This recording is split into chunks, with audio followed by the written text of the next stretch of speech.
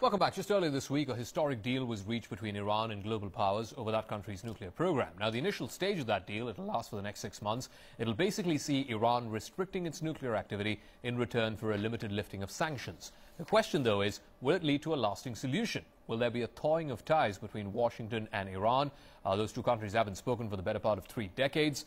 Our anchor, Yang Ray, has been getting the views of Iran's ambassador to Beijing, Mahdi Safari.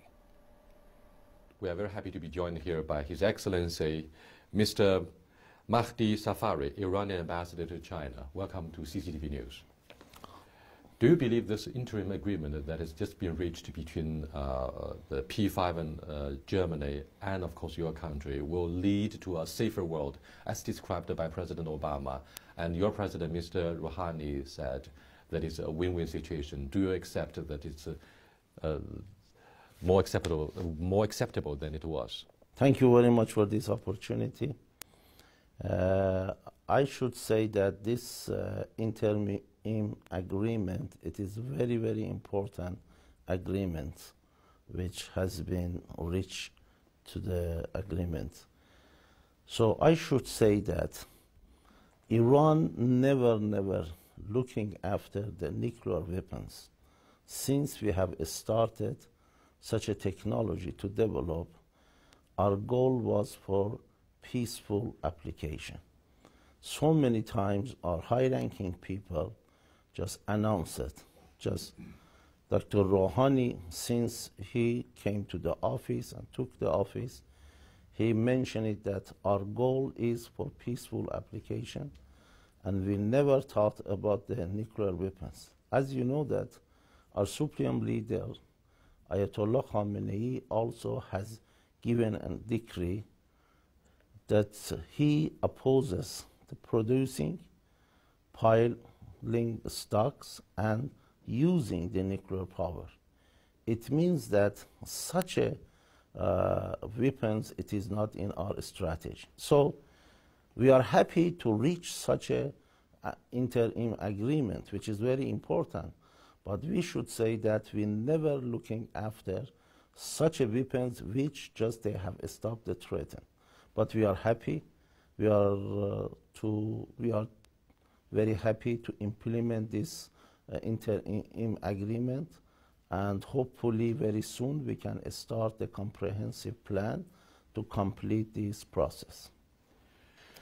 What are the reasons behind your display of the flexibility in reaching this deal? Because Iran has agreed to restrict the uranium enrichment by 5% purity and to neutralize the stockpiles of the uranium that has been reached to 20%. I mean, this is a major concession. You see, actually, from the beginning, we never look at after the 20%.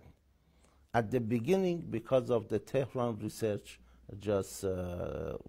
Center, we asked the IAEA in the Vienna, we need such a fuel for such a application.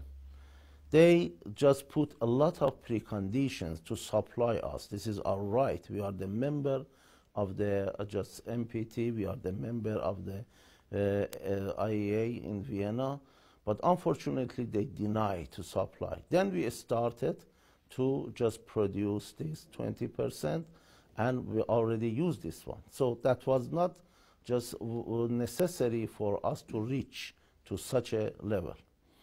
And I should say that right now, we, since a long time ago, we said that we are ready to stop this 20% because we don't use, we don't have any application for that.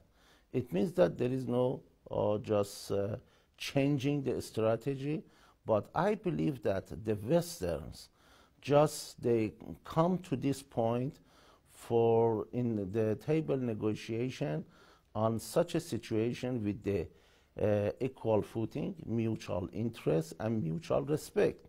So that was the reason just they could come to such an agreement. A limited sanction relief will be undertaken immediately in the wake of the interim agreement, and this relief amounts to $7 billion. Will such a relief make an immediate difference to the Iran economy, which has already been battered by years of economic sanctions?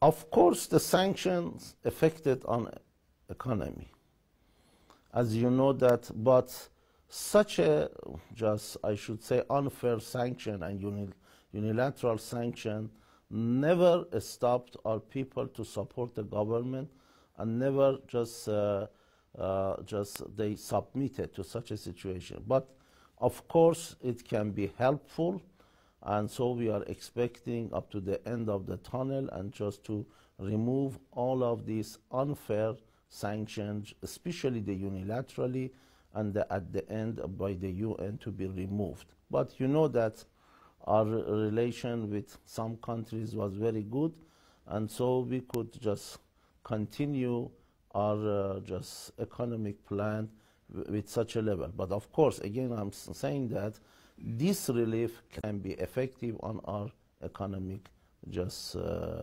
plan and situation. Since the 1979 Islamic Revolution that took 52 American diplomats hostage for over 400 days, that seriously damaged the relationship between Washington and Tehran. Are you optimistic that with the easing of the sanctions and the relaxation of the bilateral relationship, if any, between Washington and Tehran, do you think a remarkable progress will be made to build the mutual trust that's very fragile between the Persian state and the U.S.? But you have pointed to that incident, but you should just point the other incidents which our people didn't trust the Western countries because of the plot and conspiracy which they had against our revolution, especially if you look at the imposed war with Iraq and other conspiracies. So hopefully, just we can implement this interim agreement and just to proceed our process up to the end. But anyway, I should just emphasize that about the just this agreement, this is in the package of the 5+1. This is not for bilateral relation.